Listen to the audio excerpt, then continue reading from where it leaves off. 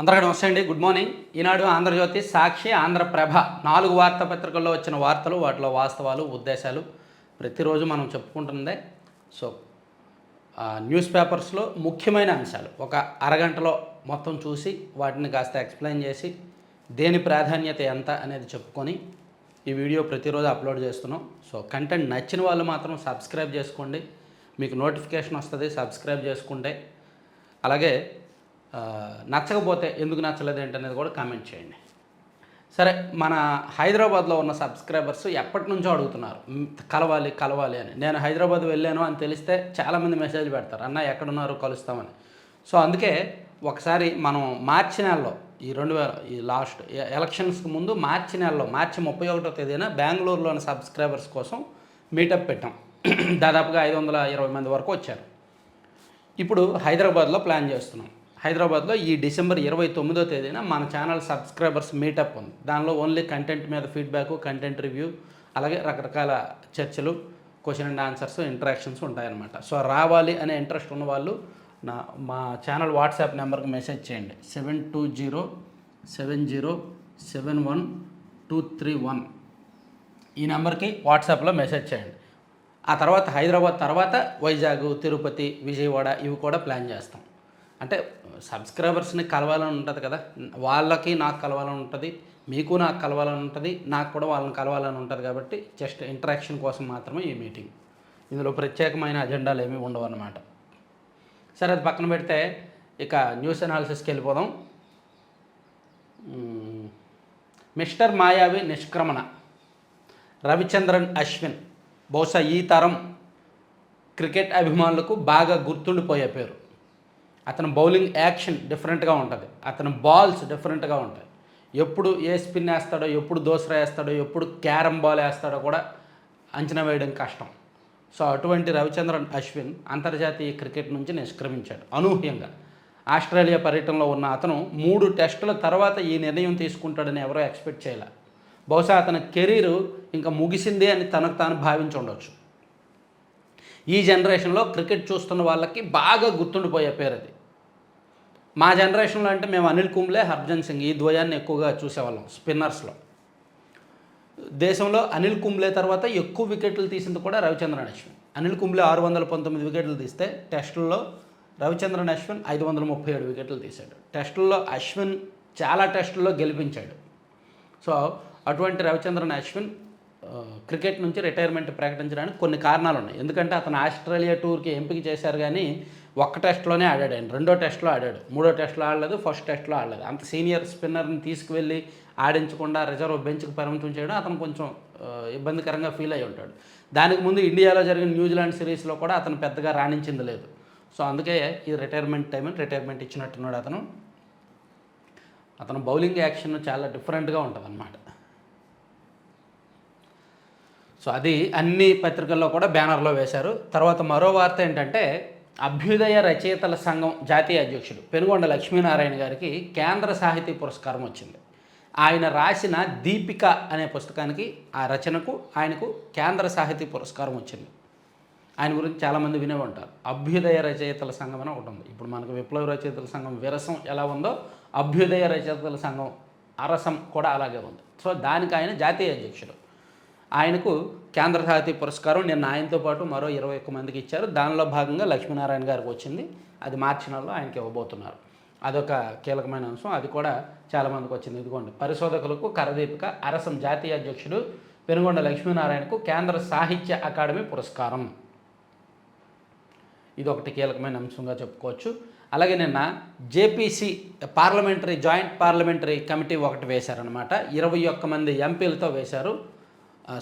మొత్తం 31 మందితో వేశారు. అందులో 21 మంది లోక్సభ సభ్యులు, 10 మంది రాజ్యసభ సభ్యులు ఉన్నారు. సో దీని నుంచి ఆంధ్రప్రదేశ్ నుంచి సీఎం రమేష్ గారు బీజేపీ తరఫున, అలాగే వల్లభనేని బాలశౌరి గారు జనసేన తరఫున, అలాగే హరీష్ బాలయోగి గారు టీడీపీ తరఫున, వీళ్ళు ముగ్గురు కూడా ఆ జేపీసీలో మెంబర్స్గా ఉన్నారనమాట. ఇదిగోండి, 31 మందితో జేపీసీ, లోక్సభ నుంచి 21, రాజ్యసభ నుంచి 10 మంది సభ్యులు, సీఎం రమేష్, బాలశౌరి, హరీష్ బాలయోగులకు చోటు. కాంగ్రెస్ తరఫున ప్రియాంక, ఎన్సీపీ నుంచి సుప్రియ, వీళ్ళని ప్రస్తుతానికి కన్ఫర్మ్ చేశారు. జేపీసీ ఇవన్నీ కీలకమైనవి. ఇక నిన్న లోక్సభలో అమిత్ షా గారు చేసిన కామెంట్స్ బాగా వైరల్ అయ్యాయి. మాటల మంటలు. అంబేద్కర్పై అమిత్ షా వ్యాఖ్యల కలకలం. క్షమాపణ చెప్పాలని విపక్షాల డిమాండ్. లోక్సభలోనూ సభలోనూ బయట తీవ్ర నిరసనలు. షా రాజీనామా చేయాలి కాంగ్రెస్. బాబాసాహెబ్ను గౌరవిస్తోంది మేమే. ప్రధాని నా వ్యాఖ్యలను కాంగ్రెస్ వక్రీకరించింది షా. ఇందుకే ఆయన ఏమన్నాడు ఏంటనేది ఒకసారి చూస్తే, రాజ్యాంగ నిర్మాత బాబాసాహెబ్ అంబేద్కర్పై కేంద్ర హోంమంత్రి అమిత్ షా చేశారంటున్న వ్యాఖ్యలు తీవ్ర కలకలం రేపాయి. ఆయన క్షమాపణలు చెప్పాలంటూ విపక్షాలు గలమెత్తడంతో పార్లమెంటు ఉభయ సభలు బుధవారం దద్దరిల్లాయి. సభలోనే కాకుండా బయట ప్రతిపక్షాలు నిరసనలు వ్యక్తం చేశాయి. అమిత్ షా రాజీనామా చేయాలని కాంగ్రెస్ డిమాండ్ చేసింది. అయితే కాంగ్రెస్సే ఇప్పటిదాకా అంబేద్కర్ను అవమానిస్తూ వస్తోందని, తామే ఆయనను సంపూర్ణంగా గౌరవిస్తున్నామని ప్రధాని మోదీ స్పష్టం చేశారు. తన వ్యాఖ్యలను కాంగ్రెస్ వక్రీకరించిందని అమిత్ షా వివరణ ఇచ్చారు. పదే అంబేద్కర్ పేరును జపించే బదులు ఏ దేవుడిని స్మరించుకున్నా 7 జన్మల దాకా స్వర్గప్రాప్తి లభించేదని అమిత్ షా మంగళవారం రాజ్యసభలో వ్యాఖ్యానించినట్టు కాంగ్రెస్ ఆరోపించింది.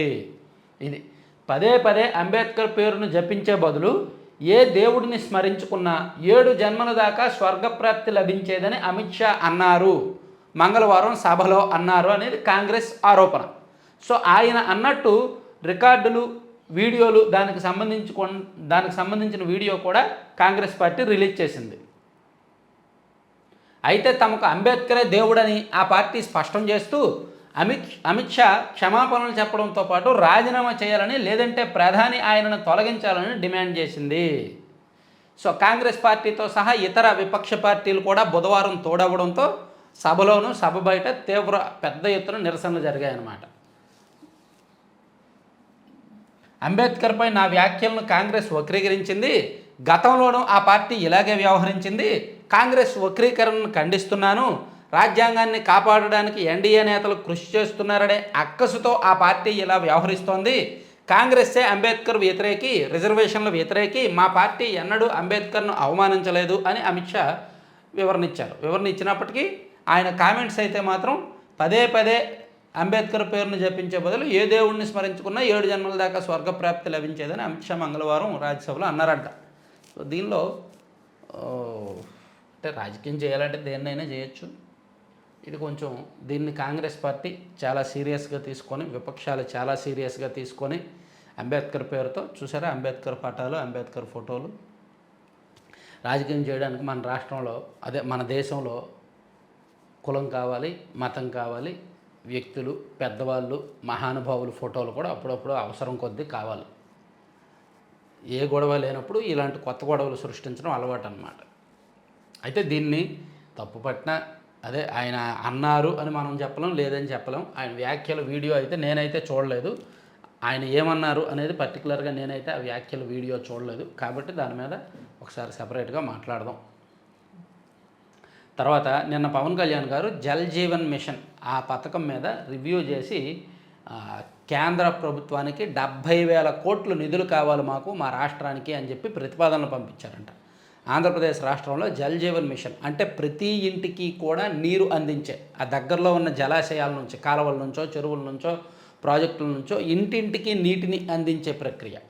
సగటున వ్యక్తికి 55 లీటర్లు అవసరం రోజుకి, ఒక జాతీయ సంస్థ లెక్కల ప్రకారం. అలా నీటిని అందించాలి అంటే మా రాష్ట్రానికి 70,000 కోట్లు కావాలి అని చెప్పి కేంద్ర ప్రభుత్వానికి ప్రతిపాదనలు ఇచ్చారంట. జల్ జీవన్ మిషన్ పథకం పునరుద్ధరణ కోసం కేంద్ర ప్రభుత్వానికి 70,000 కోట్లతో ప్రతిపాదనలు పంపుతున్నట్టు రాష్ట్ర పంచాయతీరాజ్ గ్రామీణాభివృద్ధి శాఖ మంత్రి, ఉప ముఖ్యమంత్రి పవన్ కళ్యాణ్ వెల్లడించారు. 38 ప్రధాన జలాశయాల నుంచి గ్రామీణ ప్రాంతాల ప్రజలకు రోజు తలసరి 55 లీటర్ల చొప్పున రక్షిత నీటిని సరఫరా చేసేలా ప్రణాళికలు సిద్ధం చేస్తున్నామని ఆయన తెలిపారు. జల్ జీవన్ మిషన్ పథకం అమలుపై విజయవాడలో బుధవారం నిర్వహించిన రాష్ట్ర స్థాయి సదస్సులో పాల్గొని ప్రసంగించారు. సో గత ప్రభుత్వం చాలా నిర్లక్ష్యంగా పనులు చేసింది. గత ప్రభుత్వం కేవలం 4,000 కోట్ల విలువైన పనులు మాత్రమే చేసింది. కేంద్రం 40,000 కోట్లు ఇవ్వడానికి సిద్ధంగా ఉన్నప్పటికీ గత ప్రభుత్వం చాలా తక్కువ పనులు చేసింది. దానివలన కేంద్రం కూడా వెనకడుగేసింది మనకు నిధులు ఇవ్వడానికి అని పవన్ కళ్యాణ్ గారు చెప్పారు. సో ఈసారి ఈ ప్రభుత్వం మాత్రం దాన్ని ప్రెస్టీజియస్గా తీసుకుంది అని చెప్పారనమాట. ఇక ఎర్రచందనం సిరులు కురిపించేనా, గోదాముల్లో 7,000 టన్నులకు పైగా నిల్వలు, సైటిస్ నిర్ణయంతో వేలానికి తొలగిన ఆంక్షలు. శేషాచలం అడవుల్లోని ఎర్రచందనం అరుదైన వృక్షమే కాదు, సహజ సిద్ధమైన ఆదాయ వనరు కూడా. దేశ విదేశాల్లో ఈ కలపకు ఉన్న డిమాండ్ తెలిసిందే. స్మగ్లర్లు దొంగచాటుగా అమ్ముకొని కోట్లకు పడగలెత్తుతుంటే ప్రభుత్వాలు అధికారిక విక్రయాల ద్వారా ఆ మేరకు ఆదాయాన్ని సమకూర్చుకోవడం లేదు. అంతేగా, ఇటువంటిది దొంగతనంగా సరుకు కొంటారే తప్ప అధికారికంగా కొనరు. ఎందుకంటే దీన్ని కొనాలంటే డబ్బు ఉండాలి. ఈ డబ్బు అధికారికంగా కంటే బ్లాక్ మనీతోనే ఎక్కువ కొంటారు. బ్లాక్ మనీతో కొనాలి అంటే ప్రభుత్వాలు అమ్మే అఫీషియల్ సేల్కి ఎవరూ రారనమాట. అంటే ఇక్కడ దొంగతనంగా అమ్మితే అక్కడ దొంగతనంగా సంపాదించిన దాంతో కొంటారు. ఇక్కడ అఫీషియల్గా అమ్మితే అక్కడ అఫీషియల్గా సంపాదించిన అంతంత ఉండదు. అది సమస్య. అందుకే చూస్తున్నారు, వేలం వేయడానికి సిద్ధంగా ఉన్నారు. ఇతర దేశాల నుంచి కూడా ప్రపంచంలో ఎక్కడైనా స్మగ్లర్ల నుంచి స్వాధీనం చేసుకున్న దొంగలను ఇక్కడికి తీసుకువచ్చేలా ఏర్పాట్లు చేశారంట. ఇదిగోండి ఇక్కడ ఉన్నాయి. దాదాపుగా 7,000 టన్నులకు పైగా నిల్వలు ఉన్నాయంట. వీటిని వేలం వేయడానికి సిద్ధమవుతున్నారు. ఉన్నత విద్యలో గాడి తప్పిన ప్రణాళికలు, ప్రవేశ పరీక్షల కన్వీనర్ల నియామకంలో జాప్యం, ఉప కులపతుల దరఖాస్తులు ఇంకా పెండింగ్లోనే. 6 నెలలుగా ఉన్నత విద్యామండలికి చైర్మన్ లేరు. IIIT డైరెక్టర్ల రాజీనామాలకు దక్కని ఆమోదం. ఉన్నత విద్యలో ప్రణాళికలు గాడి తప్పుతున్నాయి. ఉన్నత విద్యామండలి చైర్మన్, ఉపకులపతుల నియామకం, ఉమ్మడి ప్రవేశ పరీక్షల కన్వీనర్లు, పరీక్షల తేదీల ఖరారు వంటి కీలక అంశాల్లో తీవ్ర జాప్యం జరుగుతోంది. విశ్వవిద్యాలయాల్లో అధ్యాపక పోస్టుల భర్తీ ప్రక్రియ ముందుకు సాగట్లేదు. 6 నెలలు ఆగమన్నారు. కొత్త ప్రభుత్వం వచ్చింది, 6 నెలలు అయింది. ఇంకా వాళ్ళకి దేని మీద పట్టు వచ్చినట్లేదు. ఇంకా విద్యా వ్యవస్థ మీద, పోలీసు వ్యవస్థ మీద, రకరకాల వ్యవస్థల మీద ఇంకా పట్టు దొరకలేదేమో ఈ ప్రభుత్వానికి, ఈ మంత్రులకి. సో 6 నెలలు అయినా సరే ఇంకా చూడండి, ఉన్నత విద్యకు సంబంధించి ఎవరిని నియమించడం. ఇంకా వైసీపీ పాలన జరుగుతున్నట్టే ఉంది. అధికారులు కూడా మంత్రుల మాట ఎవరి మాట వినట్లేదంట కొన్ని డిపార్ట్మెంట్లలో. తర్వాత కోనపాపపేట గుండె కోత, సముద్రంలో కలిసిపోతున్న కాకినాడ జిల్లాలోని గ్రామం. ఇటీవల తుఫాన్లకు పలు ఇళ్లు నేలమట్టం, రక్షణ గోడ నిర్మించాలని ప్రజల వేడుకోలు. కోనపాపపేట గ్రామం అంట ఆల్మోస్ట్ సముద్రం చూడండి కోతకు గురైంది. సముద్రం ఇక్కడి వరకు వచ్చేస్తే ఇదంతా కోతకు గురై ఇల్లు ఇక్కడ ఏమైనా ఉంటే సముద్రంలో కలిసిపోతున్నాయి, కూలిపోతున్నాయంట. తుఫాన్లు, అల్పపీడనాలంటే అక్కడ ప్రజలు వణికిపోతున్నారు. సముద్రం నుంచి ఎగిసిపడి తాకే రాకాసి అలల తాకిడిని వారి ఇల్లు సముద్ర గర్భంలో కలిసిపోతుండటంతో 100 కుటుంబాలు అష్టకష్టాలు పడుతున్నాయి. 1, వీళ్ళకి రక్షణ గోడ నిర్మించాలి. 2, వీళ్ళని అక్కడ నుంచి కొంచెం దూరంగా వేరే చోట పునరావాసం కల్పించాలి. ఈ 2 సొల్యూషన్స్. రక్షణ గోడ నిర్మించిన డబ్బులు ఖర్చు గట్టిగానే పెట్టాలి. ఎందుకంటే దాదాపుగా 500 మీటర్ల లోపలికి పెట్టాలి. సముద్ర గర్భం దగ్గర రక్షణ గోడ అంటే అంత ఆషామాషి వ్యవహారం కాదు. సముద్ర అలలను తట్టుకునేలా అంటే చాలా స్ట్రాంగ్గా నిర్మించాలి. అదొక సొల్యూషను. లేదంటే వీళ్ళందరినీ ఇక్కడ ఎన్ని ఇళ్ళు ఉన్నాయో, 500 ఇళ్ళు ఉన్నాయి, ఎన్ని ఉన్నాయో చూసుకొని వేరే చోట పునరావాసం కల్పించాలి. ప్రభుత్వం ఈ రెండిట్లో ఏం చేస్తుందో చూడాలి. ఇక ఈరోజు మంత్రివర్గ సమావేశం ఉందండి. రాష్ట్ర సచివాలయంలో ముఖ్యమంత్రి చంద్రబాబు అధ్యక్షతన గురువారం మంత్రివర్గ సమావేశం జరగబోతోంది. అలాగే గుంగూరు, ఈడ్పుగల్లులో సీఎం చంద్రబాబు పర్యటన రేపు. కృష్ణా జిల్లా పెనమలూరు నియోజకవర్గంలోని గంగూరు అని చదివా, గంగూరును, ఈడ్పుగల్లులో ముఖ్యమంత్రి చంద్రబాబు శుక్రవారం పర్యటించనున్నారు. ఇక్కడ రైతుల నుంచి ధాన్యం సేకరణను సీఎం పరిశీలిస్తారంట. అవి సడన్గా వెళ్ళాలి తప్ప ఇలా ముందుకు చెప్పి వెళ్తే ఎలా మాస్టర్, సడన్గా వెళ్ళాలి. ముంబై తీరంలో ఘోర ప్రమాదం, ఫెర్రీని ఢీకొట్టిన నౌకాదళ స్పీడ్ బోటు, 3 సిబ్బంది సహా 13 మంది మృతి, 99 మందిని రక్షించిన సహాయక సిబ్బంది. అబ్బా, ఈ వీడియో సోషల్ మీడియాలో బాగా వైరల్ అవుతుంది. ఫెర్రీని ఢీకొట్టిన నౌకాదళ స్పీడ్ బోట్ ఒకటి వచ్చి అక్కడ ఫెర్రీని ఢీకొట్టింది. దాంతో ఆ బోటు బాల్ తప్పడింది, ఇట్లా మునిగిపోయారు. ఆ రాష్ట్రాల కంటే తీసిపోయామా? కేరళలో 45,000 కోట్లతో జల్ జీవన్ మిషన్ పనులు, 26,000 కోట్లకే అనుమతులు పొందిన వైకాపా ప్రభుత్వం 5 ఏళ్లలో చేసింది 4,000 కోట్ల పనులే. జల్ జీవన్ మిషన్ కేంద్రం డబ్బులు ఇవ్వడానికి సిద్ధంగా ఉన్నప్పటికీ గత ప్రభుత్వం అలసత్వం కారణంగా కేవలం 4,000 కోట్ల విలువైన పనులే జరిగాయంట. కరెన్సీ నోట్లపై అంబేద్కర్ ఫోటో ముద్రించాలి. ఢిల్లీ సదస్సులో వక్తలు.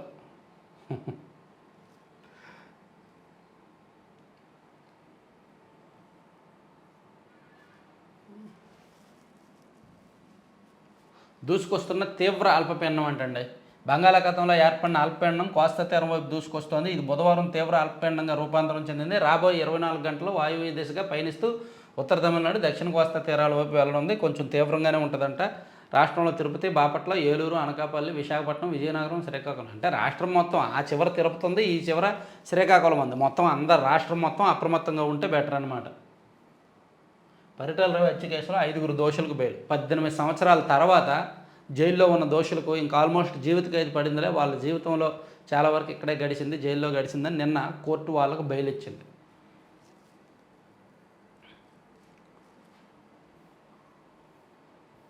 తెదేపా యూట్యూబ్ ఛానల్ హ్యాక్. తెదేపా అధికారిక యూట్యూబ్ ఛానల్ను గుర్తు తెలియని వ్యక్తులు హ్యాక్ చేశారు.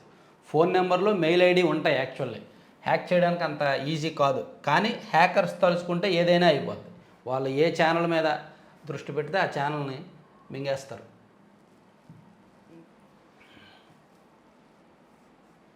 కార్పొరేట్కి ధీటుగా సివిల్ శిక్షణ. గొల్లపూడి బీసీ భవన్లో స్టడీ సర్కిల్ ప్రారంభంలో మంత్రి సబిత. ఓకే, ప్రకాశం జిల్లాను ఆర్థికంగా ఆదుకోవాలి, వెనుకబడిన జిల్లాల నుంచి నిధులు ఇవ్వాలి. కేంద్ర ఆర్థిక మంత్రికి లంకా దినకర్ విజ్ఞప్తి. ఓకే, హర్షిత స్కూల్ వ్యవహారంలో 2 అరెస్టు. ఏలూరు జిల్లా కామవరపుకోట మండలంలో తడికలపూడిలోని హర్షిత స్కూల్ చైర్పర్సన్ నందిగం రాణి భర్త ధర్మరాజు, వారి సమీప బంధువు గవిని సురేష్లను సిఐడి అధికారులు బుధవారం అరెస్ట్ చేశారంటండి. వాళ్ళు డబ్బులు వసూలు చేశారంట. స్కూల్స్ పెడతాము, స్కూల్స్ని డెవలప్ చేస్తామని డబ్బులు వసూలు చేసి ఇవ్వలేదంట. అందుకని వాళ్ళని అరెస్ట్ చేశారు సిఐడి అధికారులు. వైకాపా పాలనలో సాగు పాతాళానికి 2023-24 ఆర్బీఐ గణాంకాల్లో వెల్లడి.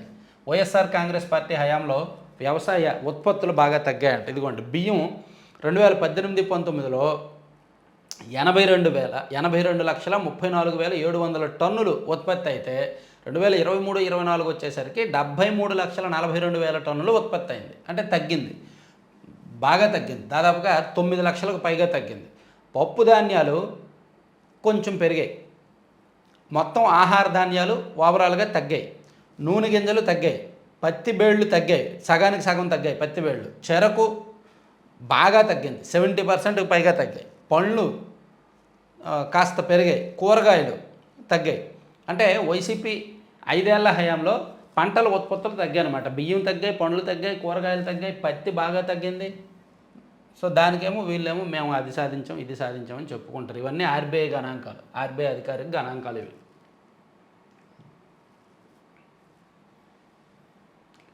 అమిత్ షా వ్యాఖ్యలపై విపక్షాలు బగ్గు. ముంబై తీరంలో ఘోర ప్రమాదం. చైనాతో మళ్లీ చర్చలు. పరస్పర ఆమోదయోగ్య పరిష్కారం ఉండాలి. భారత్ శాంతి చర్యల కొనసాగింపునకు నిర్ణయం. మంచిది.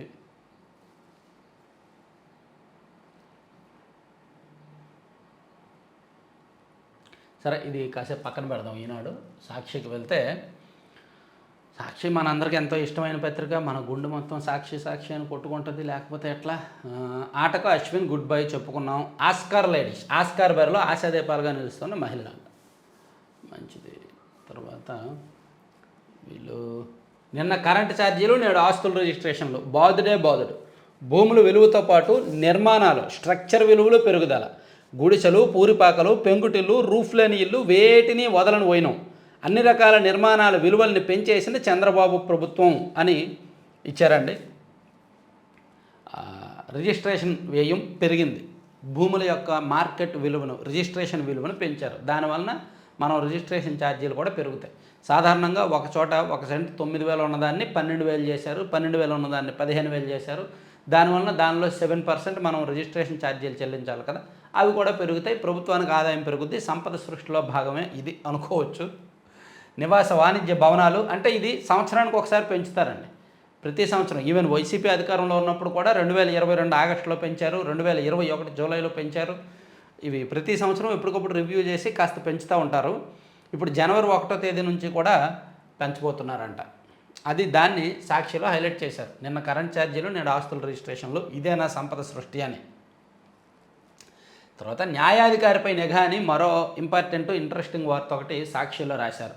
కూటమి ప్రభుత్వం అంట ఇంటెలిజెన్స్ అధికారులను న్యాయాధికారి మీద నిఘా ఉంచారంట.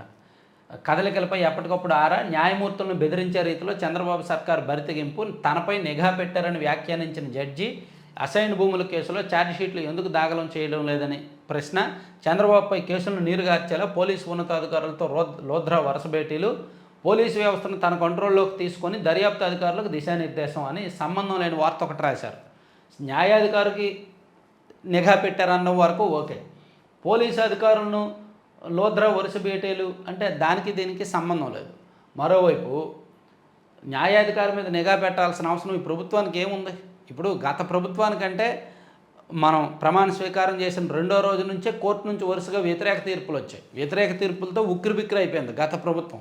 రికార్డు స్థాయిలో బహుశా ప్రపంచ చరిత్రలో ఏ ప్రభుత్వం మీద అన్ని వ్యతిరేక తీర్పులు రావు. సో వాళ్ళ ఘనత సాధించారు కాబట్టి న్యాయమూర్తులను లొంగ తీసుకోవడానికి వాళ్ళ బంధువులకు పదవులు ఇచ్చారు, వాళ్ళకేమో ముడుపులు ఇవ్వడానికి ప్రయత్నం చేశారు, వాళ్ళ ఫోన్లు ట్యాప్ చేశారు, వాళ్ళని దూషించారు, వాళ్ళ మీద బూతులు వాడారు గత ప్రభుత్వం ఉన్నప్పుడు. ఈ ప్రభుత్వానికి వ్యతిరేకంగా ఏమీ పెద్దగా తీర్పులు రాలేదు కదా. ఈ ప్రభుత్వం ఎందుకు అప్పుడే వాళ్ళ మీద అలా పడుతుంది? అవకాశం లేదు. అందులోకి చంద్రబాబు గారు ఏమీ పరిపాలనలో కొత్త కాదు. ఆయనకు తెలుసు ఎవరితో పెట్టుకుంటే ఏమవుద్దో, ఎవరితో ఎలా ఉండాలనేది చంద్రబాబు గారికి తెలుసు. కాబట్టి జాగ్రత్తగా ఉంటాయన్నమాట. వీళ్ళు రాశారు అంటే ఇది అనుమానించాల్సిన అంశమే. అది నిజంగా జరిగినా మనం అనుమానించాలి. ఇక మెజిస్ట్రేట్ చాలా యాంత్రికంగా వ్యవహరించారు. సోషల్ మీడియా పోస్టుల కేసులో మెజిస్ట్రేట్ కోర్టు తీరును ఆక్షేపించిన హైకోర్టు. సెక్షన్ 111 కింద నేరం చేశారనేందుకు దర్యాప్తు అధికారి ఆధారాలు చూపలేదు. మెజిస్ట్రేట్ మాత్రం ఆధారాలు ఉన్నాయంటూ రిమాండ్ విధించారు. 111 కింద కేసుకు నిందితుడిపై ఒకటి కంటే ఎక్కువ ఛార్జిషీట్లు దాఖలై ఉండాలి. అందులో కనీసం ఒక్క ఛార్జిషీట్ పైన కోర్టు విచారణకు స్వీకరించి ఉండాలి. అలాంటిదేమీ లేకపోయినా రిమాండ్ ఇచ్చారు. పోలీసుల అరెస్టుకు కారణాలను చెప్పలేదు. అయినా రిమాండ్ రిపోర్ట్పై మెజిస్ట్రేట్ సంతృప్తి వ్యక్తం చేశారన్న ధర్మాసనం. సోషల్ మీడియా కేసులకు సంబంధించి ఏదో ఒక కేసు మీద వీళ్ళకి దొరికింది, దాన్ని రాసుకొచ్చారు. వీళ్ళు భలే వెరైటీ రాస్తారు. ఆ హైకోర్టు ఒక కేసును కొట్టేసి 50,000 రూపాయలు ఫైన్ ఇస్తే ఆ వార్త రాయరు. వీళ్ళకి ఏదైనా చిన్న పాయింట్ దొరికితే దాన్ని రాసుకుంటారనమాట. ఇదేమీ హైకోర్టు తీర్పు ఇవ్వాల, ప్రస్తుతానికి వ్యాఖ్యలు చేసింది. మెజిస్ట్రేట్ తీరు ఇలా యాంత్రికంగా ఉంది. మెజిస్ట్రేట్ తీరు ఛార్జిషీట్లు రావాలి, 3 ఛార్జిషీట్లు వేయాలి, అందులో ఒక ఛార్జిషీట్ అయినా సరే విచారణ జరగాలి అని చెప్పింది. అది వీళ్ళు ఇలా రాసుకొచ్చారు. తర్వాత వేమిరెడ్డికే క్వాడ్జ్ గనులు అధికారికంగా లైన్ క్లియరు. జనవరి నుంచి దోపిడీ షురు. సైదాపురంలో పనులను దగ్గరుండి పర్యవేక్షించేందుకు ఆఫీస్ సిద్ధం.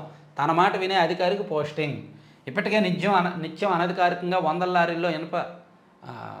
100 లారీల్లో ఖనిజం అక్రమంగా తరలింపు. తవ్వకాలపై ప్రజల నుంచి వ్యతిరేకత రాకుండా పరిశ్రమ ఏర్పాటు పేరుతో దోపిడీకి సిద్ధం. హైదరాబాద్కు పిలిచి ఇతర గనుల యజమానులకు ఎంపీ బెదిరింపులు. 100 ఏళ్లకు పైగా నడుపుకుంటున్న గనులు ఖనిజాన్ని తమకే అప్పగించాలని హుకుం. ఇప్పటికే తవ్విన ఖనిజం ఇకపై తవ్వేది నామమాత్రపు ధరకు ఇవ్వాలని హెచ్చరిక.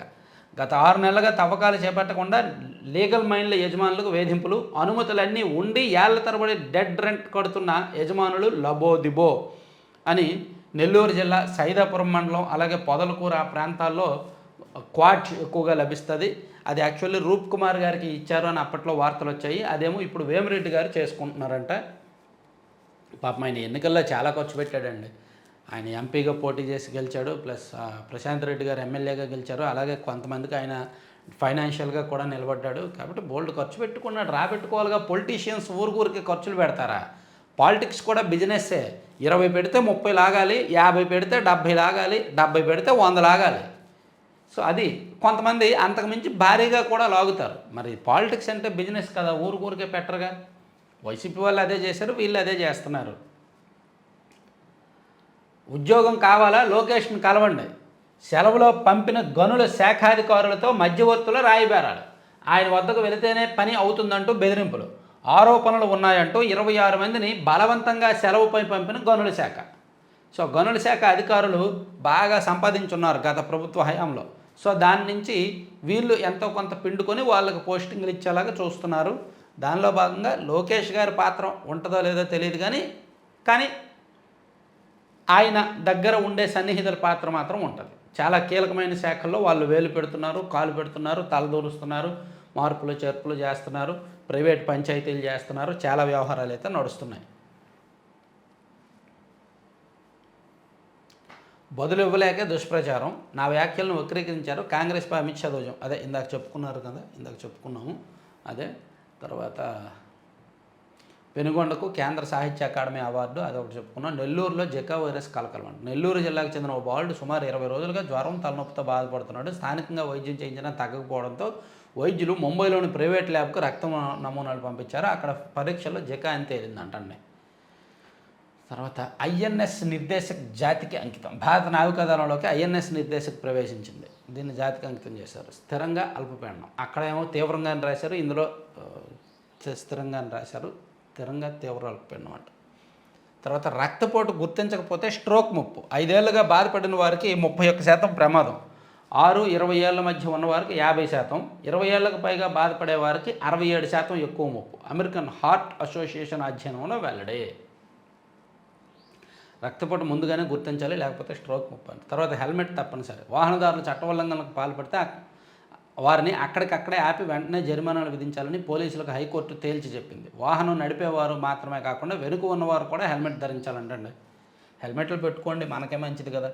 హెల్మెట్లు మన కోసమేగా కోర్టులు పోలీసులు చెప్పేది.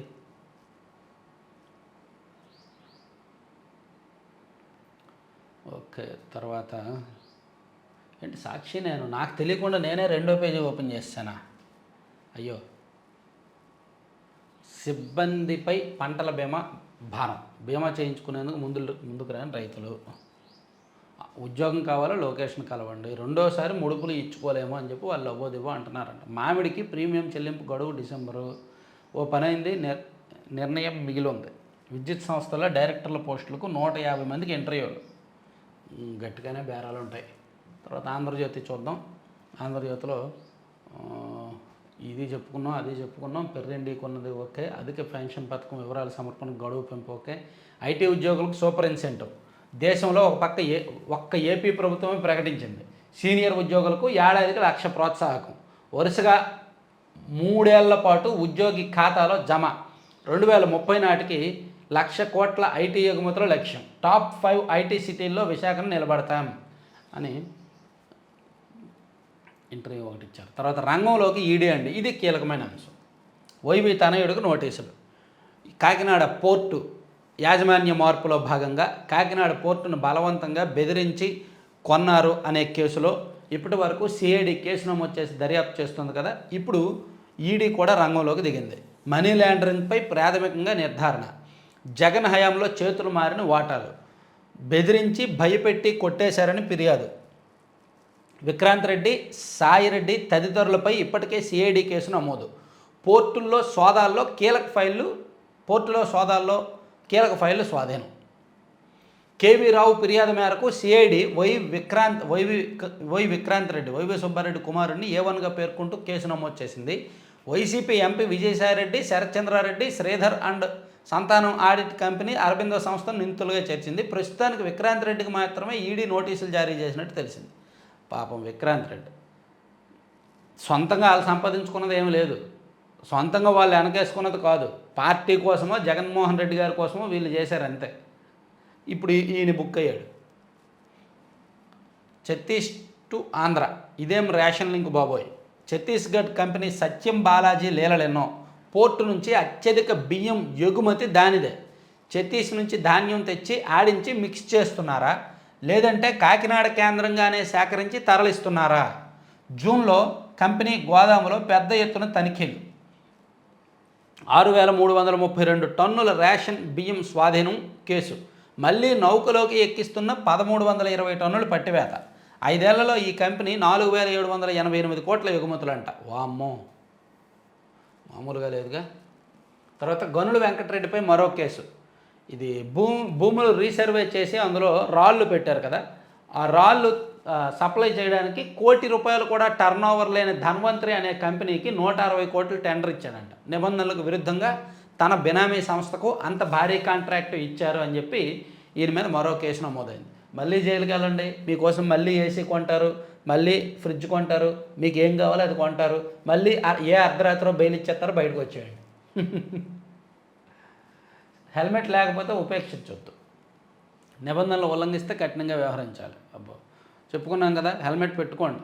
మీ గ్రామంలో మీరు తిరుగుతున్నా సరే హెల్మెట్ పెట్టుకోవడం మంచిది. అమరావతికి రారండి, జాతీయ అంతర్జాతీయ కాంట్రాక్టర్లకు సిఆర్డీఏ ఆహ్వానం. రాజధాని నిర్మాణంలో భాగస్వామ్యం కావాలని పిలుపు. 100 కోట్లకు పైబడి ప్యాకేజీ పనుల అప్పగింతకు సిద్ధం.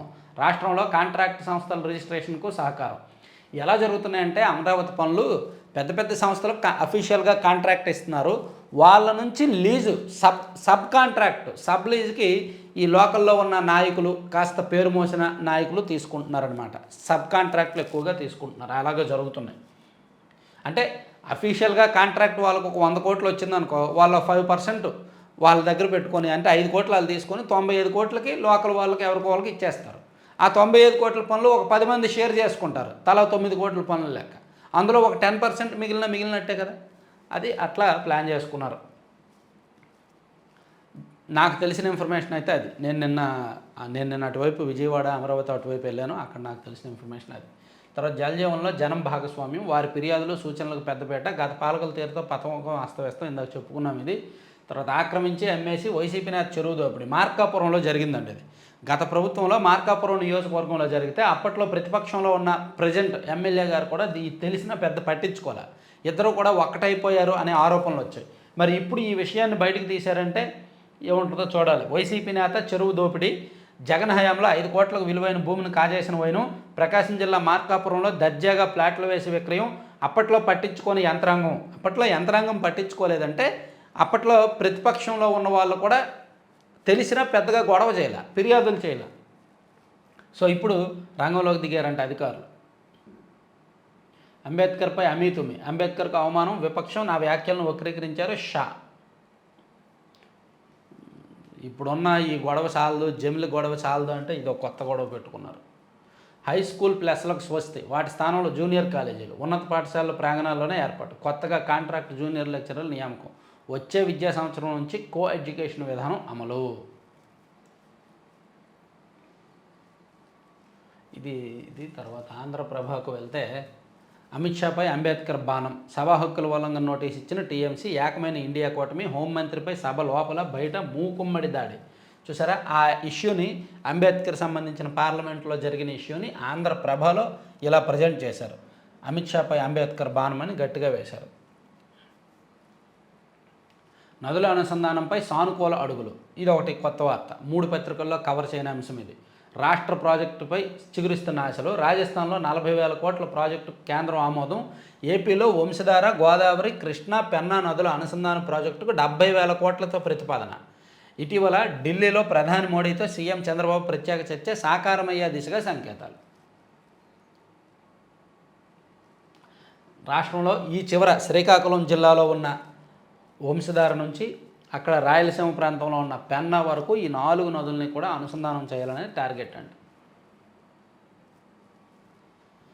జమిలిపై జేపీసీ చెప్పుకున్నాం, షిప్ను ఢీకొట్టిన స్పీడ్ బోట్ చెప్పుకున్నాం, రోబోల డర్, సాఫ్ట్వేర్లో ఉద్యోగాల కోత, ఉద్యోగుల పదవి విరమణ వయసు 10 ఏళ్ళు పెంచాలి, ప్రత్యామ్నాయం చూపించాలి, జనాభా వృద్ధి కంటే ముందు ఉన్న వారికి ఉపాధి కల్పించాలి, ఈ దిశగా పాలకుల చర్యలు ఉండాలి, సామాజిక నిపుణుల సూచన. రోబోలు వచ్చేసరికి ఉద్యోగాలు తగ్గిపోతున్నాయని వీళ్ళు చెప్తున్నారు. టీడీఆర్ బాండ్లకు కొత్త రూల్స్, అక్రమాలపై ప్రభుత్వానికి పూర్తి స్థాయి నివేదిక, నెలాఖరులోగా పెండింగ్ దరఖాస్తుల క్లియరెన్స్, నిర్ణీత కాలపరిమితితో బాండ్లకు కసరత్తు, నిపుణుల కమిటీతో నివేదిక ముందుకు. టీడీఆర్ బాండ్లు 10,000 కోట్ల స్కామ్ అని, 4,000 కోట్ల స్కామ్ అని, 3,000 కోట్ల స్కామ్ అని అన్నారు. 6 నెలలు అయింది గవర్నమెంట్ వచ్చి, వాళ్ళతో కాంప్రమైజ్ అయిపోయారు. ఇద్దరు కలిపి చేసుకుంటున్నారు. ఇప్పుడు తణుకులో అదే జరుగుతుంది, అన్ని చోట్ల అదే జరుగుతుంది. ఇద్దరు కలిపి చేసుకుంటున్నారు. ఇక ప్రతి ఇంటికి సురక్షిత తాగునీరు ఇందాక చెప్పుకున్నాం. వెనుక వ్యక్తికి హెల్మెట్ ఉండాలి, ఉల్లంఘిస్తే జరిమానా, 90 రోజుల్లో కట్టకుంటే వాహనం సీజ్ అంట. ఇక్కట్లు లేకుండా ఇల్లు కట్టుకో, టీడీఆర్ల గోలక మంగళం, 100 గజాల్లోపు ప్లాన్ అక్కర్లేదు, 5 అంతస్తుల వరకు ఇంటి నుంచి అనుమతులు, గెజెట్ విడుదల, అభ్యంతరాల స్వీకరణ. బాగుందండి. 100 గజాల్లోపు ప్లానే అక్కర్లేదంట, కట్టేసుకోవచ్చంట. 5 అంతస్తుల వరకు, 5 ఫ్లోర్ల వరకు ఇంట్లోంచే అనుమతులు తీసుకోవచ్చంట. అది ఇచ్చారు. సో ఇవి 4 పత్రికల్లో ఉన్న వార్తలు అన్నమాట. వాటిలో అంశాలు ఇప్పటి వరకు చెప్పుకున్నాం. చనానాలు కట్టకపోతే వాహనాలు సీజ్ చేయాలి, ఇందాక చెప్పుకున్నదే. చేప పిల్లల బాధ్యత కొంగలకు, ఆస్థాన సరఫరాదారులకి అప్పగింత, అక్రమాలకు తెరతీస్తున్న అధికారగానం. సో ఇవి 4 పత్రికల్లో ఉన్న వార్తాంశాలు. హైదరాబాద్ మీటప్కి రావాల్సిన వాళ్ళు అయితే మాత్రం ఆ నెంబర్కి మెసేజ్ చేయండి. మిమ్మల్ని ఒక గ్రూప్లో యాడ్ చేస్తాను. యాడ్ చేసిన తర్వాత అక్కడ ఆ గ్రూప్లో అప్డేట్స్ అవి వస్తాయి. Thank you.